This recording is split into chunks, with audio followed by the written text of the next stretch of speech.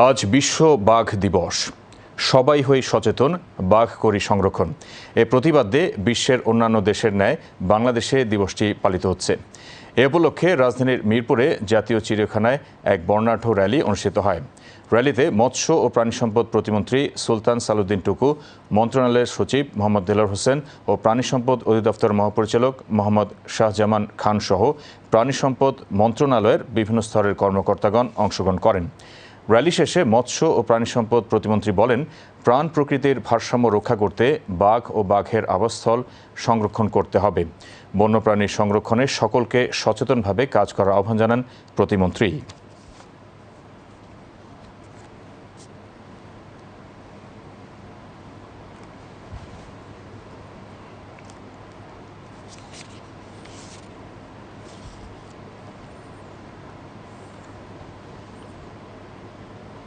ক্রমান্বয়ে যে বাঘ শেষ হয়ে যাচ্ছে, নিঃশেষ হয়ে যাচ্ছে, আমরা যদি উদ্যোগী না হই, আমরা যদি সচেতন না থাকি, তাহলে এই প্রজাতির প্রাণী একসময় দেখা যাবে বিলুপ্ত হয়ে যাচ্ছে।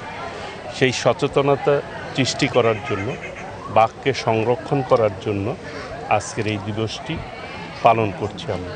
এটিকে কীভাবে আমরা নতুন প্রজন্মের কাছে তুলে ধরতে পারি, মানুষকে সচেতন করতে পারি, আগামী দিনে এটি আমাদের জাতীয় সম্পদ, এটিকে ধরে রাখার জন্য আমরা পদক্ষেপ নিব।